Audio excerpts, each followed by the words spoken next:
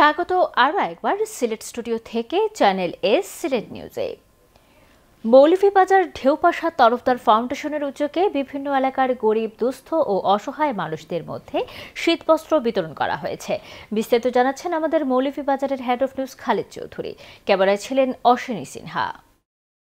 মৌলভীবাজারের দেউপাশা গ্রামে তরফদার ফাউন্ডেশন দেউপাশার উদ্যোগে বিভিন্ন এলাকার গরিব, দুস্থ ও অসহায় মানুষের মধ্যে শীতবস্ত্র বিতরণ করা হয়েছে।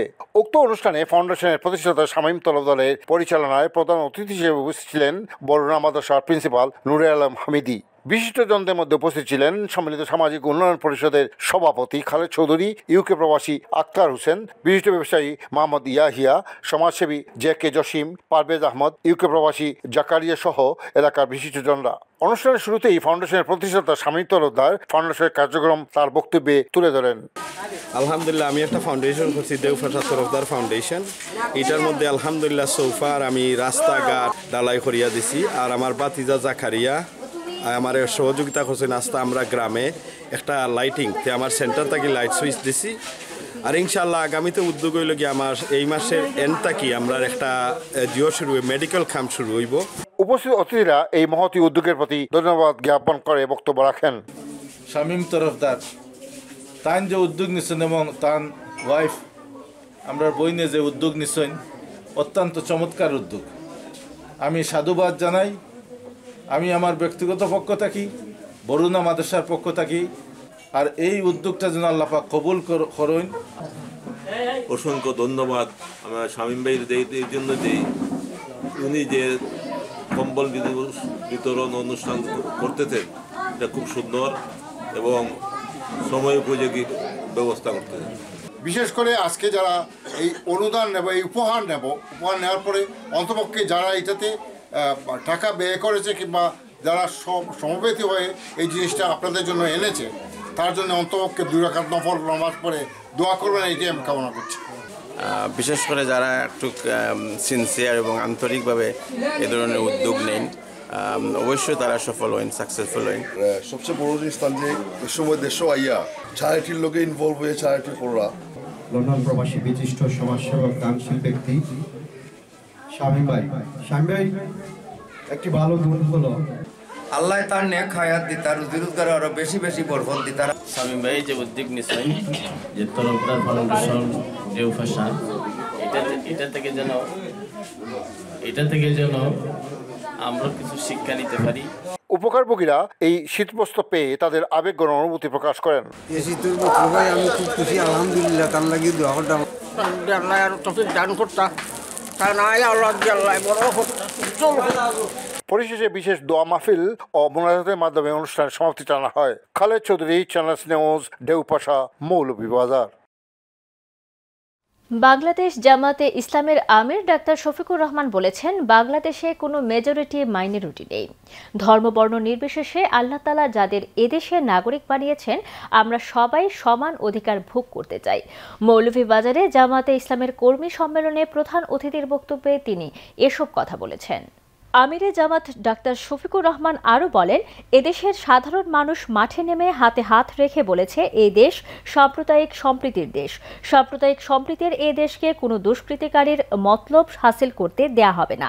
কর্মী সম্মেলনে মৌলভীবাজার জেলা জামায়াতের আমির ইঞ্জিনিয়ার মোহাম্মদ শাহেদ আলীর সভাপতিত্বে আরও উপস্থিত ছিলেন কেন্দ্রীয় জামায়াতের সহকারী সেক্রেটারি জেনারেল অ্যাডভোকেট এহসানুল মাহবুব জুবায়ের, ঢাকা মহানগর উত্তরের আমির মোহাম্মদ সেলিম উদ্দিন, সিলেট মহানগরের আমির মোহাম্মদ ফখরুল ইসলাম, সিলেট জেলা আমির মাওলানা হাবিবুর রহমান ও মৌলভীবাজার জেলা জামায়াতের সেক্রেটারি জেনারেল মোহাম্মদ ইয়ামির আলী।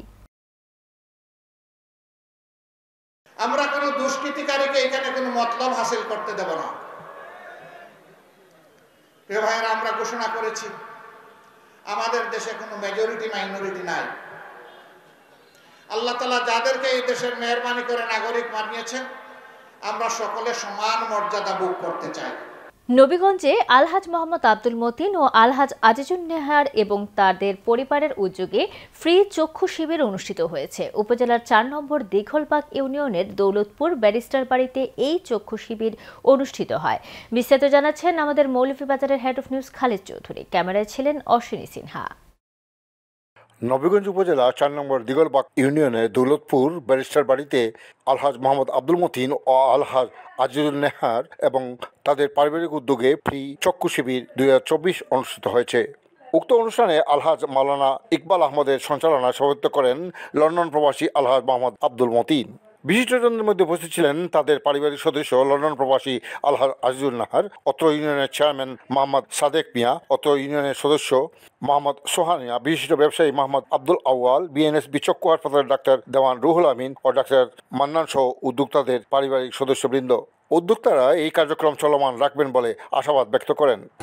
আর বছরে বছরে আর প্রত্যেকের কম বেশ প্রত্যেকেরই আমরা একটা কোনো সময় কাপড় দেই, কোনো সময় ব্ল্যাঙ্কেট দেই, কোনো সময় এবার উদ্যোগ নিয়েছি যে চোখ করে এটা করবো। আর আশা করবো আমি আমার বাচ্চাই তো আরও তারা করতো আর আরও বড় কিছু করতাম চাই। আল্লাহ তৌফিক দিন আমার ছেলে মেয়েরে হায়াত আল্লাহ দিতা, তারা আরও খুশি থাকতা, তারা করতা বেশি করতা আমরা চাই। We've made an eye camp today from London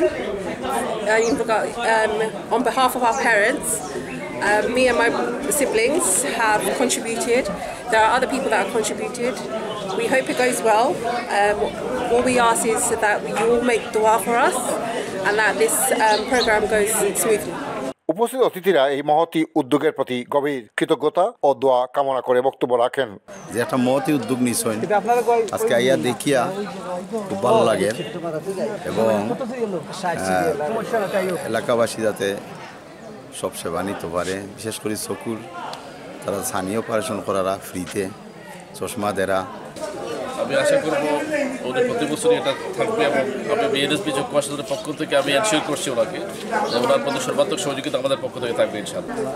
অর্থনৈতিক কারণে যারা হাসপাতাল পর্যন্ত গিয়ে চিকিৎসা নিতে পারেন না, ঠিক তাদেরই লক্ষ্যে আজকের এই চক্ষু শিবির। হাজী আব্দুল মতিন প্রবাসী, লন্ডনী প্রবাসী সাহেবের উদ্যোগে এত সুন্দর একটা পরিবেশ সৃষ্টি হয়েছে। চিকিৎসা সেবা প্রদানে ছিলেন বিএনএসবি চক্ষু হাসপাতাল, মাদারখাপন, মৌলভীবাজার।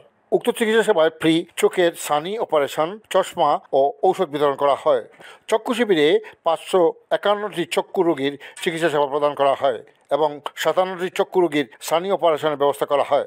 উপকারভোগীরা এই চিকিৎসা সেবা পেয়ে তাদের আবেগঘন অনুভূতি প্রকাশ করেন। চোখের তারা চোখ পরীক্ষা করে চশমা দিচ্ছে, ওষুধ দিয়ে দিচ্ছে।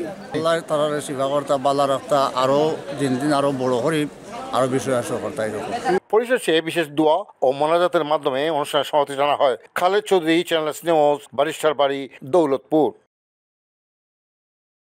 প্রতি বছরের মতো এবারও বিয়ানীবাজারের কোড়ারবাজার ইউনিয়নে হালিমা হাবিব ফাউন্ডেশন বিনামূল্যে চক্ষু রোগীদের মধ্যে চিকিৎসা সেবা প্রদান করেছে।